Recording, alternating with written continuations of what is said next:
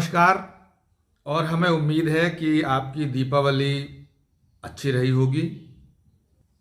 आज हम लोग फिर हाजिर हैं एक नए विषय के साथ में। सबसे पहले आप हमारे चैनल को सब्सक्राइब कर लीजिएगा, शेयर कर दीजिएगा और एक लाइक भी कर दीजिएगा, जिससे कि ये बातें सभी के पास तक पहुंच जाएं। और दोस्तों, लाइक करने से हमारा मनोबल बढ़ता है और इसमें किसी का कुछ नुकसान नहीं होता है। और हमें लगता है कि हम जो बात आपसे कह रहे हैं वो बात आपको पसंद आ रही है, इसलिए लाइक करना बेहद ज़रूरी है। तो हम संविधान पर लगातार बात कर रहे हैं और हमने बात करी कि आज़ादी के पहले यहाँ की सामाजिक परिस्थितियाँ क्या थीं, यहाँ की राजनीतिक परिस्थितियाँ क्या थीं। तो जब आज़ादी के लिए आंदोलन चल रहा था, उस समय की जो परिस्थितियां थी समाज की, उन परिस्थितियों पर हम बात कर रहे हैं और उन्हीं परिस्थितियों के आधार पर आगे तय होगा कि हमें अपने देश को आगे चलाने के लिए जो हम अपना संविधान बनाएंगे, उस संविधान में क्या क्या बातें शामिल करना चाहिए, जिससे कि पूरे देश को एकजुट किया जा सके और सभी जो रियासतें हैं उनको भी एक साथ कर सकें और किसी का नुकसान ना हो और सभी के हित भी उसमें निहित हों। तो ये चुनौती थी। इसी के साथ हम आज एक और परिस्थिति पर बात करेंगे। आज़ादी के पहले जब आज़ादी के लिए संघर्ष चल रहा था, तो उस समय धार्मिक और सांप्रदायिक परिस्थितियां क्या थीं, और जब आज़ादी की बात चलने लगी थी कि हम कैसा देश बनाने जा रहे हैं, उसमें क्या होगा, तो कई तरह की बातें आ रही थी। ऐसी परिस्थितियों पर धर्म एवं सांप्रदायिकता और संस्कृति को लेकर किस तरह की दिक्कतें या किस तरह की परिस्थितियां बनी हुई थी, उन पर आज हम चर्चा करने जा रहे हैं। इसलिए पूरा वीडियो देखना चाहिए और ये बहुत महत्वपूर्ण बात है।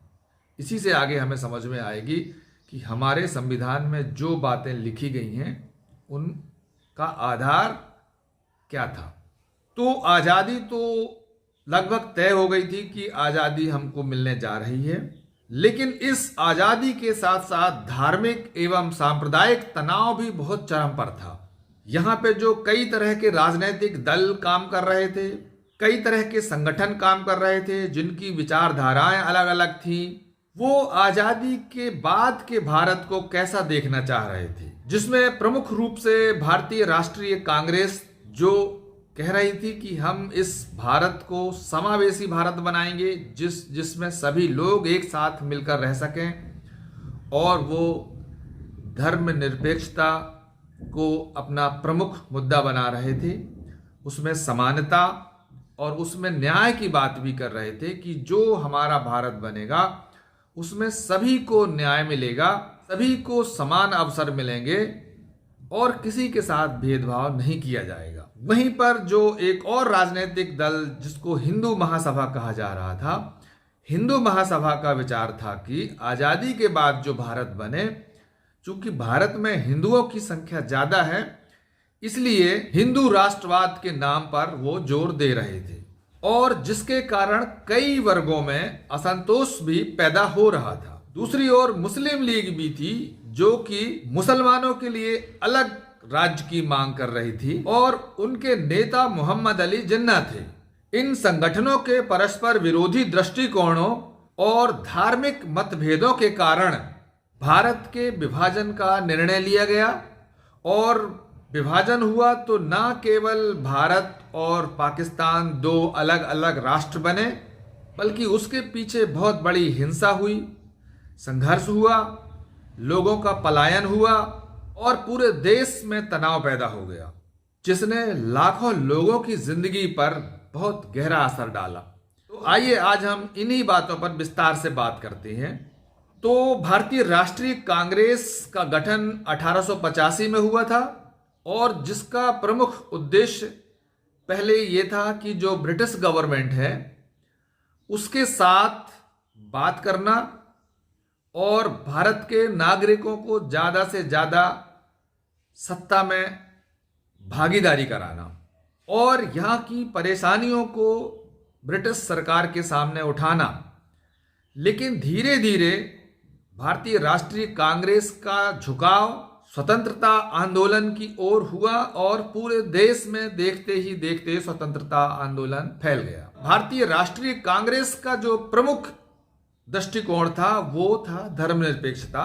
इसमें सभी धर्मों के लोग शामिल हुए, जैसे हिंदू, मुसलमान, सिख, ईसाई, सभी धर्मों के लोगों ने कांग्रेस में हिस्सा लिया और बढ़ चढ़कर धर्मनिरपेक्षता के दृष्टिकोण को समर्थन किया, जिसमें महात्मा गांधी, जवाहरलाल नेहरू, सरदार पटेल, सरोजनी नायडू, मौलाना आजाद, सभी तरह के बड़े बड़े नेता भारतीय राष्ट्रीय कांग्रेस में शामिल हुए। भारतीय राष्ट्रीय कांग्रेस का दूसरा दृष्टिकोण था अखंड भारत का समर्थन। कांग्रेस का यह रुख था कि भारत बहुधर्मी देश है, यहाँ पर सभी धर्मों के लोग रह रहे हैं जिनकी अलग अलग पहचान है, इसलिए सभी धर्मों को सम्मान मिलना चाहिए और तभी हम पूरे देश को एकजुट रख पाएंगे और एक बड़ा भारत और एक अखंड भारत रख पाएंगे। कांग्रेस मूलतः विभाजन के खिलाफ थी, लेकिन 1947 के बढ़ते दंगों के कारण, सांप्रदायिक तनाव के कारण कांग्रेस को विभाजन स्वीकार करना पड़ा। हम दूसरी राजनीतिक विचारधारा की बात कर रहे हैं जो थी उस समय हिंदू महासभा।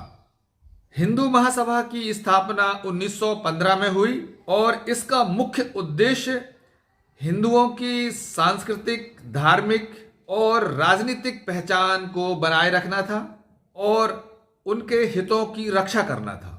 उनका प्रमुख दृष्टिकोण था अखिल भारतीय हिंदू राष्ट्र का समर्थन।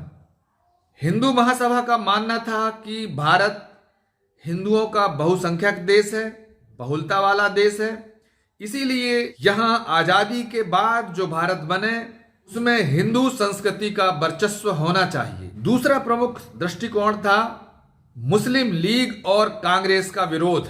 हिंदू महासभा ने मुस्लिम लीग की अलगाववादी राजनीति और भारतीय कांग्रेस की धर्मनिरपेक्षता के दृष्टिकोण की नीतियों का विरोध किया और विनायक दामोदर सावरकर ने हिंदू महासभा का नेतृत्व किया और हिंदुत्व की विचारधारा को बढ़ावा दिया और उन्होंने भारत में हिंदुओं की संस्कृति की वर्चस्व की बात करके देश के अंदर तनाव पैदा किया और सांप्रदायिक ध्रुवीकरण को बढ़ावा दिया। नंबर 3, मुस्लिम लीग। मुस्लिम लीग की स्थापना 1906 में ढाका में हुई। का प्रारंभ में मुख्य उद्देश्य मुस्लिमों की राजनीतिक हितों की रक्षा करना था, लेकिन 1930 के दशक के बाद मुस्लिम लीग ने एक अलग राष्ट्र की मांग को बढ़ावा दिया और मुस्लिम लीग का नेतृत्व मोहम्मद अली जिन्ना कर रहे थे और उनका मानना था कि हिंदू और मुसलमानों के बीच इतने गहरे मतभेद हो चुके हैं कि अब उनका एक साथ रहना बहुत मुश्किल है और इसके आधार पर 2 राष्ट्र का सिद्धांत, 2 नेशन थ्योरी, और मुस्लिम लीग ने पाकिस्तान की मांग की और उन्होंने कहा कि यदि यहाँ पर हिंदुओं का वर्चस्व रहता है तो मुसलमानों के साथ भेदभाव किया जाएगा। इसीलिए उन्होंने अलग से पाकिस्तान की मांग की और इस बात को लेकर 1940 में लाहौर में एक अधिवेशन किया और उसमें अलग से पाकिस्तान को एक अलग राष्ट्र बनाने की घोषणा की और 1946 में मोहम्मद अली जिन्ना ने डायरेक्ट एक्शन डे का कोलकाता में आह्वान किया, जिसके चलते देश भर में बहुत ज़्यादा तनाव पैदा हो गए और जगह जगह सांप्रदायिक दंगे भड़क उठे और इसके कारण धार्मिक संघर्ष और विभाजन की प्रक्रिया तेज हो गई। हिंदुओं और मुसलमानों के बीच असुरक्षा की भावना बढ़ती चली गई और जिसके कारण विभाजन अनिवार्य लगने लगा और जिसके कारण जिन्ना के राष्ट्रीय कांग्रेस से मतभेद बढ़ते गए और जिन्ना का मानना था कि भारतीय राष्ट्रीय कांग्रेस मुसलमानों के हितों की रक्षा नहीं कर पा रही है लिहाजा अब तो जरूर अलग राष्ट्र बनना चाहिए, और जिसके कारण 15 अगस्त 1947 को भारत और पाकिस्तान दो अलग राष्ट्र बने। तो विभाजन हुआ, उसके कारण लाखों लोगों को अपने घर बार छोड़ने पड़े, दंगे हुए, लूटपाट हुई, हत्याएं हुई, जिसमें लगभग 10 लाख लोग मारे गए। और हम निष्कर्ष के तौर पर कह सकते हैं कि धार्मिक संघर्ष और विभाजनकारी राजनीति ने भारत की स्वतंत्रता को एक त्रासदीपूर्ण मोड़ पर ला दिया। भारतीय राष्ट्रीय कांग्रेस, हिंदू महासभा और मुस्लिम लीग ने अपने अपने विचारों के साथ भारत के भविष्य के बारे में सपने देखे, लेकिन सांप्रदायिक तनाव और आपसी अविश्वास ने अंततः विभाजन को अपरिहार्य बना दिया। नतीजा दुखद विभाजन हुआ, सांप्रदायिक हिंसा हुई और जनसंख्या का आदान प्रदान हुआ, और जिनका असर भारत और पाकिस्तान पर आज भी देखा जा सकता है। बातचीत कैसी लगी आप जरूर कमेंट्स करके बताइए।